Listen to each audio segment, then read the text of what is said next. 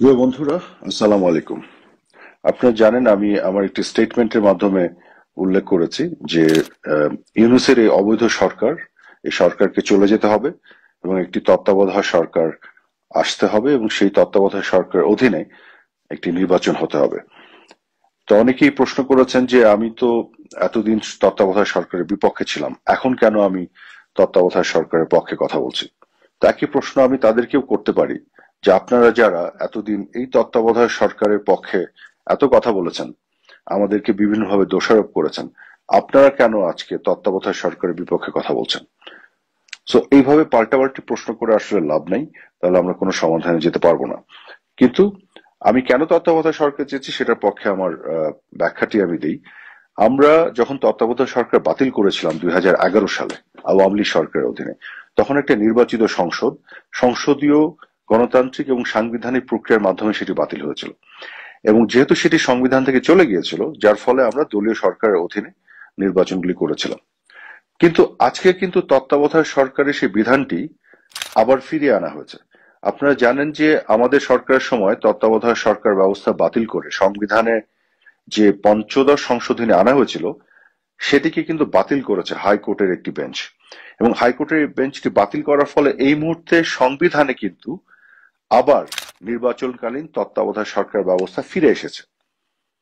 কাজে আমরা যখন তত্ত্বাবধায়ক সরকারের বিপক্ষে কথা বলেছি, সেটা বলেছি তত্ত্বাবধায়ক সরকার সাংবিধানিক প্রক্রিয়ায় নির্বাচিত সংসদের মাধ্যমে বাতিল করার পরে, এবং তখন আমাদের একটা জাস্টিফিকেশন ছিল একটা নির্বাচিত সরকার আছে দেশে, তার অধীনে নির্বাচন হবে, আমরা তত্ত্বাবধায়ক সরকারে আর ফিরে যেতে চাই না, কারণ এত ব্যাখ্যা আমি এখন যেতে চাই না, আমরা সবসময় সেই ব্যাখ্যাগুলো দিয়েছি। কিন্তু বর্তমানে কিন্তু দেশে কোনো নির্বাচিত সরকার নেই, একটা অবৈধ সরকার আছে।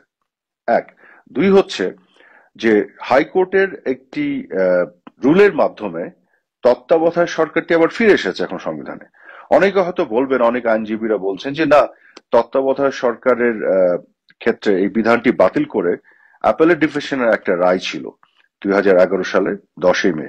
কাজেই অ্যাপেলেট ডিভিশনে এই রায়টি যেহেতু এটাকে বাতিল করে দিয়েছে, কাজেই তত্ত্বাবধায়ক সরকারটি এখনো সংবিধানে ফিরে আসেনি। পঞ্চদশ সংশোধনী সেই বিষয়গুলি বাতিল করা হলেও এটি ফিরে আসেনি। কিন্তু আমার বক্তব্য এখানে একটু ভিন্ন, সেটি হচ্ছে যে অ্যাপেলেট ডিভিশনের যে রায়টি আছে, তত্ত্বাবধায়ক সরকারের ব্যবস্থা বাতিল করে যে রায়টি দিয়েছিল, সেই রায়ের উপরে কিন্তু একটা রিভিউ পিটিশন করা আছে এবং সেই রিভিউ পিটিশন কিন্তু শুনানির অপেক্ষায় আছে। অর্থাৎ এটি কিন্তু সাবজুডিস, এটা কিন্তু নিষ্পন্ন নয়, নিষ্পত্তি হয়নি। কাজে এটা যখন নিষ্পত্তি হবে তখন দুটো হতে পারে, অ্যাপেলেট ডিভিশনের রায়টি আপহোল্ড হতে পারে, অর্থাৎ তত্ত্বাবধায়ক সরকার চলে গেল, অথবা রিভিউ পিটিশনে আবেদনকারী যারা, তাদের পক্ষে সিদ্ধান্ত চলে আসতে পারে, সেক্ষেত্রে তত্ত্বাবধায়ক সরকার আবার অ্যাপেলেট ডিভিশনের রায়ের রিভিউ এর ক্ষেত্রেও ফিরে চলে আসলো। কিন্তু এখন পর্যন্ত সেটি নিষ্পত্তি হওয়ার আগ পর্যন্ত হাইকোর্ট বেঞ্চের যে রুলটি এসছে, তার ফলে তত্ত্বাবধায়ক সরকার এই মুহূর্তে সংবিধানে আছে। যেহেতু এটি এই মুহূর্তে সংবিধানে আছে, সেই কারণে আমি তত্ত্বাবধায়ক সরকারের অধীনে নির্বাচন চেয়েছি। এবং যেহেতু এই মুহূর্তে একটি নির্বাচিত সরকার নেই এবং একটি অবৈধ সরকার আছে, কাজেই সেই ক্ষেত্রে আমি তত্ত্বাবধায়ক সরকারের অধীনে নির্বাচন চেয়েছি। কিন্তু আমার প্রশ্ন হচ্ছে, আপনারা যারা এতদিন গলা ফাটিয়েছেন, ফেনা তুলে ফেলেছেন মুখে তত্ত্বাবধায়ক সরকার, নির্দলীয় তত্ত্বাবধায়ক সরকার বলে, তাদের আজকে এত সমস্যা হচ্ছে কেন? আপনারাও তো আমার সাথে সুর মিলে নির্দলীয় নিরপেক্ষ তত্ত্বাবধায়ক সরকার চাওয়া উচিত। এতদিন ধরে চেয়েছেন, এখন কেন চাচ্ছেন না? আপনারা কেন আপনাদের পজিশন বদলে ফেললেন? তো আমার কথা হলো যে আমরা যদি পাল্টাপাল্টি করতে থাকি তাহলে আমরা কোনো সমাধানে যাব না। আমাদের সত্যিকার অর্থে একটি নির্বাচন প্রয়োজন এবং সেই নির্বাচনে আমাদের একটি নির্দলীয় নিরপেক্ষ তত্ত্বাবধায়ক সরকার, এবং সেই সরকারকে একটা পরিবেশ তৈরি করতে হবে সবার জন্য সমান সুযোগ দেওয়ার। সেই কথাটি কিন্তু আপনারা এতদিন বলে আসছেন। এখন এত কথা বলে আসছেন, এখন সেটা তো সুর পরিবর্তন করে ফেললে হবে না।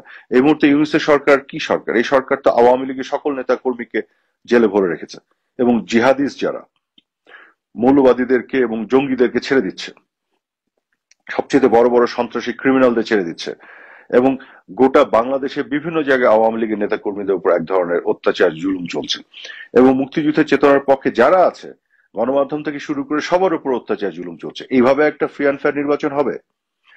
কাজে ফ্রি অ্যান্ড ফেয়ার নির্বাচনের কথা বলে যারা এতদিন মুখে ফেনা তুলে ফেলেছেন, আমাদেরকে বিভিন্নভাবে দোষ দেওয়ার চেষ্টা করেছেন, আজকে তারা তাদের আসল ক্যারেক্টারটা দেখাচ্ছেন। এখানে আমরা বুঝে যাচ্ছি যে আসলে আপনারা গণতন্ত্রের পক্ষে আপনাদের অঙ্গীকার বা কমিটমেন্ট আসলে কতটুকু ছিল আর কতটুকু মুখে মুখে বলতেন। তো এখন আমি যেটা মনে করি, এই সবকিছু বাদ দিয়ে আমাদের একটা সত্যিকার অর্থে একটা এগ্রিমেন্টে যেতে হবে। সেই এগ্রিমেন্টটা হচ্ছে জনগণের জায়গা থেকে সত্যিকার অর্থে যাতে জনগণ ভোট দিয়ে একটি সংসদ নির্বাচন করতে পারে, সেই নির্বাচনের ব্যবস্থা করা, এবং সেটি এই নির্বাচন শুধু নয়, অনাগত কালে যত নির্বাচন হবে সকল নির্বাচন যেন সব ধরনের বিতর্ক ঊর্ধ্বে থেকে হতে পারে, এরকম একটি এগ্রিমেন্টে আমাদের আসলে পৌঁছানো দরকার। গত 15.5 বছরে আমাদের বিভিন্ন বিষয় নিয়ে আপনারা অনেক বিতর্ক তুলতে পারবেন। সেই বিতর্ককে জাস্টিফাই করার জন্য আমি তার আগের কথা বলতে পারবো। তার আগের কথা বললে আপনারা আরো আগের কথা বলতে পারবেন, কারণ এই বিতর্কের মধ্যে যদি আমরা জড়িয়ে যাই সেখান থেকে বের হওয়া খুব দুরূহ। আমি মনে করি আগামী দিনের জন্য আমাদের সামনের দিকে দেখা উচিত এবং একটা সুষ্ঠু সমাধানে আসা উচিত। এবং আরেকটি কারণে তত্ত্বাবধায়ক সরকার দরকার, শুধুমাত্র এই জন্য নয় যে ইউনূসের সরকার একটা অবৈধ সরকার। ইউনূসের এই সরকারের সাথে এই ছাত্র সংগঠন, যেটি বৈষম্য বিরোধী ছাত্র আন্দোলনের যে ছাত্র সংগঠন, তারা যুক্ত এবং তারাই নাকি ইউনূসকে নিয়োগ দিয়েছে। এবং এরা আবার নিজেরও একটি দল গঠন করছে যাদেরকে কিংস পার্টি বলা হচ্ছে, এবং দল গঠন করে তারাও নাকি নির্বাচনে পার্টিসিপেট করবে। তাহলে এই সরকার কিন্তু আর নির্দলীয় সরকার থাকলো না, অবৈধ তো বটেই, এটা আবার দলীয় সরকারও হয়ে গেল। তাহলে আপনারা যারা নির্দলীয় নিরপেক্ষ সরকারের অধীনে এতদিন তত্ত্বাবধায়ক সরকার অধীনে নির্বাচন চেয়েছেন, এই দাবি তো আপনাদেরই তোলা উচিত সবার আগে। কাজে আমাকে প্রশ্ন না করে যে আপনি এতদিন এটা বিরোধিতা করেছেন এখন কেন চাচ্ছেন, আপনি নিজেও চান, কারণ আপনি তো এতদিন চেয়েছেন, আপনি কেন এখন এটা বিরোধিতা করছেন? কাজে এই প্রশ্ন তুলেন না। আমার ব্যাখ্যা আছে আমার কাছে। আমরা তত্ত্বাবধায়ক সরকার বাতিল করেছিলাম এবং বাতিল করার পরে যখন এটি সংবিধানে ছিল না, তারপর থেকে আমরা তত্ত্বাবধায়কের সরকারের বিরোধিতা করেছি। বাট এই মুহূর্তে তত্ত্বাবধায়ক সরকার সংবিধানে আছে, কাজেই এখন আমরা তত্ত্বাবধায়ক সরকার চাচ্ছি। এছাড়াও আমাদের সময় আমরা ছিলাম নির্বাচিত সরকার, সেই নির্বাচিত সরকারের অধীনে নির্বাচন, তত্ত্বাবধায়ক সরকার বাদ দিয়ে। আর এখন যে সরকার আছে এটা তো নির্বাচিত না, তো অবৈধ সরকার, অসাংবিধানিক সরকার। কাজে এখন তো আরো জরুরি হয়ে পড়েছে কেন একটি তত্ত্বাবধায়ক সরকার আসা দরকার, কারণ তত্ত্বাবধায়ক সরকারটি কিন্তু এখন আবার একটি সাংবিধানিক সরকার হবে, কারণ সংবিধানে সেই বিধানটি আবার চলে এসেছে বলে। আশা করি আমি এই বিষয়টি বোঝাতে সক্ষম হয়েছি। কাজে এই ধরনের বিতর্কে আসেন না। Don't come back and ask me আপনি তো বিরোধিতা করেছেন, এখন কেন আপনি চাচ্ছেন? ভাই, আপনি এতদিন চেয়েছেন, আপনি কেন বিরোধিতা করছেন এখন? So you are also having a hypocritical position there. Okay, I am not, because আমি এখানে সংবিধান অনুযায়ী কথা বলছি, সংবিধানের ভিত্তিতে আমি এগোতে চাচ্ছি এবং একটা অসাংবিধানিক অবৈধ সরকারের বিপক্ষে একটা সুষ্ঠু নির্বাচন, যে নির্বাচনের কথা বলে আপনারা এতদিন মুখে ফেনা তুলে ফেলেছেন, জনগণের ভোটাধিকারের কথা বলে মুখে ফেনা তুলে ফেলেছেন, তাহলে আজকে কেন দ্বিমত হচ্ছে? জনগণের ভোটাধিকারের কথাই তো বলছি। আমরা তো বলছি না যে আমরা আবার নির্বাচনের মাধ্যমে ক্ষমতায় যেতে। আমরা বলছি জনগণ ভোটাধিকার প্রয়োগ করুক, সংসদ নির্বাচিত হোক, সেই সংসদে যারা সংখ্যাগরিষ্ঠ তারা সংসদে সংখ্যাগরিষ্ঠ আসন নিয়ে সরকার গঠন করবে, যারা সংখ্যাগরিষ্ঠ নয় তারা বিরোধী দলে থাকবে, জনগণের ম্যান্ডেট নিয়ে যে সংসদ, সেই সংসদ সংস্কারগুলো করবে। তো পরিষ্কার কথা, এখানে তো কোনো দ্বিধাদ্বন্দ্বের কোনো জায়গা নেই। আগামী দিনে যদি পূর্ণাঙ্গভাবে দীর্ঘমেয়াদে এসব সমাধান করতে চান, এখনো সময় আছে, আমি মনে করি এই জায়গায় যেতে হবে, নাহলে পাল্টাপাল্টির এই রাজনীতি কিন্তু শেষ হবে না এবং সেটি কিন্তু আমাদের কারোর জন্য মঙ্গল হবে না। ধন্যবাদ আপনাদের সবাইকে।